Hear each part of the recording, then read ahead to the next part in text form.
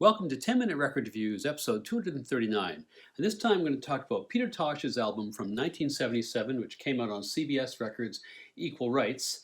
This is, in fact, a 1982 Yugoslavian release on Suzy Records. Now, Suzy was a company which was established in the former Yugoslavia in the early 70s, and the Yugoslavs, of course, were this is a bit of a sidebar for collectors, because of their particular situation, not being part of the Warsaw Pact, but ostensibly being a communist country, but having reasonably good ties with the West. A lot of their record companies, their record labels, were able to strike these deals with Western record labels and distribute some of the best rock and pop and so on in the Eastern Bloc. Suzy was one of these. Yugotone was actually the biggest of these, but Zagreb was basically the headquarters. And so even today, if you're traveling in the former Yugoslavia, Zagreb as a city punches way above its weight in terms of the used vinyl scene, just because there was so much of that there at the time. Now, back to this record. This is Peter Tosh in the mid-1970s, and so given that, two things are likely to be true. First of all, this is a record concerned with serious things like racism, colonialism, oppression, and spirituality. Secondly, Tosh is very much aware of a bigger world in Jamaica. Now, this is, make no mistake, a roots reggae record, but there's a substantial American R&B influence here, and it's basically music seeking an international audience, as Marley was successful in doing at the same time. One more general thing I'd add about the sound of this record, having owned this in various formats over the years, CDs, LPs, and so forth, I find that this record, strangely, lacks a very robust bottom end. It's kind of trebly. I often find myself cranking the bass when I'm listening to it. Apparently there is an original Jamaican mix available. I don't know which pressing that is, and if anybody knows, do please put a comment in. After a decade of struggling in the sometimes cutthroat music business in Jamaica in the 1960s, in the early 70s, the Wailers, Peter Tosh, Bunny Wailer, Bob Marley, signed a deal with Island Records, run of course by Chris Blackwell. They released two records in pretty quick succession, Catch a Fire in '73 and Burnin' in 1974, but there was trouble in paradise and things were starting to fall apart at the seams. Neither Peter nor Bunny was particularly keen on touring to support these records and playing what Bunny called freak clubs, as the label wanted, so there was one point of friction. There was also a sense, frankly, an accurate sense, that the label was promoting Bob Marley as the leader of the group and that Peter and Bunny were now becoming second-class citizens in their own band. They split in 1974. Marley then goes and raids Lee Perry's band, The Upsetters, to fill out the rest of his backing band, whom he then names the Wailers at Blackwell's insistence, not something that sat particularly well with Tosh, who was never that judicious in airing his thoughts about Blackwell. For his part, Blackwell wouldn't back the release of a Peter Tosh album in 1974, and he didn't back the release of a Bunny Wailer record, but he did back Marley's Natty Dread record, and that was where the support of the label went.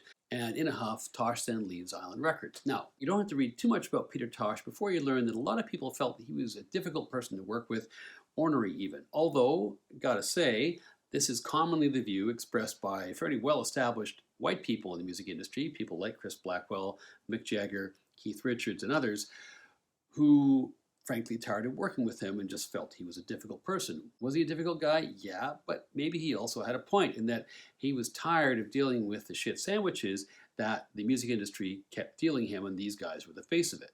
The net result of this was that he did not make himself a lot of friends in the musical establishment, black or white, in the West, and remains a bit of a niche figure in that environment, although he was and is still very popular in Africa and obviously in Jamaica. Eventually, with Bob Marley's help, in 1976 he was able to release his debut album as a solo artist, Legalize It. Through this period, on Legalize It, but then continued on this record as well, his musical style is really evolving. Like Marley, who was on a similar kind of trajectory, he's very much focused on an international sound, in particular blending roots reggae with American influences. But in contrast to Marley and probably any other roots artist of the time, Tosh's lyrical vision is much darker. There are very few happy love songs, and in fact the love songs he does have tend not to have a happy ending. Instead, the focus is squarely on society, crime, racism, hypocrisy, and oppression, and all of these themes play out here on Equal Rights. This album, too, is a bit of a creature of its time, because in Jamaica domestically at the time, the political scene was highly violent and frankly dangerous. Both the government and the opposition had their own gangs who organized and tried to influence people through various kinds of nefarious ways in the streets. Eventually, one of the units of the army decides it's had enough and corners a left-wing gang and opens fire on them, killing 5 people. This is a shocking event in Jamaica. It happens around the time that this record is being recorded. It leads to a gang ceasefire. It also leads to the planning of the One Love Peace Concert, which is scheduled for early 1978 as a big show of peace and solidarity and a call against violence. Now, there have been previous attempts at a peace concert in Jamaica, the most recent being the Smile Jamaica concert in January 1976. Bob Marley was the headliner there. A few days before the concert, however, he was actually the target of an attempted assassination. He plays the concert, but then goes into self-imposed exile in Britain, where he still is at this time. So Marley is persuaded to come back for the One Love Peace Concert. Famously, he comes back. Famously, he gets Edward Seaga, the leader of the opposition, and Michael Manley, the prime minister, to shake hands on stage. It's all very peace and love. But he's preceded on the bill by Peter Tosh, who had a very different message.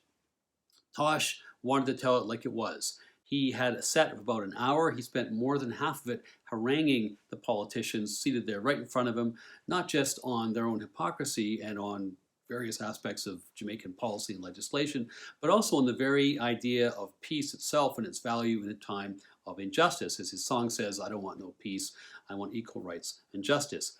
He gets absolutely slayed in the Jamaican press the next day for basically fomenting a riot, practically, although the riot didn't happen. But he did impress Mick Jagger, who was in the audience watching, and that leads to Tosh's involvement with the Stones over the next few years, an era which yields all kinds of interesting stories, which will have to wait to another review. This record is made at Dynamic Sound Studio in Kingston in the fall of 1976, not long after Legalize It had come out. Dynamic Sounds has a bit of an interesting history because it was actually founded by none other than Edward Seaga in the late 1950s. Made some money doing it, but eventually moving into politics, decided to unload it, and he ends up selling it to Byron Lee of Byron Lee and the Dragonaires, who was one of his lead artists. The record involves many of the players in Tosh's backing band, who were known formally or informally as Word, Sound and Power. It also features Bunny Wailer. Peter Tosh had guested quite recently on Bunny's own solo debut, Blackheart Man, and now Bunny is returning the favor. The other musicians here include Carl Peterson, who's the engineer, also plays a bit of guitar, Sly Dunbar's on drums, Robbie Shakespeare's on bass, lead guitar is played by Mikey Chung or Al Anderson, depending on the song. On keyboards, helping Tosh out are Wire Lindo, Robbie Lynn, Keith Sterling, and Harold Butler is featured all the way across the album on clavinet. Horn players are Dirty Harry Hall on tenor saxophone and Bobby Ellis on trumpet, and the percussionists are Uzziah Thompson and Noel Sims, better known to the world as Scully. Side one starts with Getup Stand Up, which of course had been a hit single for the Wailers. This is quite a different version. It's different lyrically. It's also different because of the way the clavinet is layered all the way through. Downpresser Man is actually a traditional American gospel track. A whole bunch of people have done this. It's sometimes known as Sinner Man. Nina Simone actually has a couple of great versions. That's followed by I Am That I Am, which is a spiritual track, very, very beautiful. It gives me goosebumps every time. The final track on side one is another favorite of mine, Stepping Razor, which was actually written by Joe Higgs, although Tosh takes the credit here. This is full-on classic Trenchtown Rude Boy stuff. Side two starts with the title track, Equal Rights, which encapsulates really all the themes on this particular record. This, I think, is a song which has had a lasting legacy. I'd also say that once you hear the cowbell in the left channel, you can't quite get it out of your mind. The next track, African, is a piece of Pan-Africanist solidarity.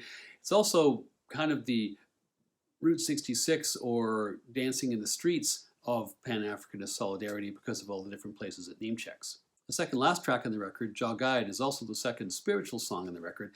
Like all great Rasta spiritual tunes, like the great songs by Jah Man and others, this is hypnotic and uplifting.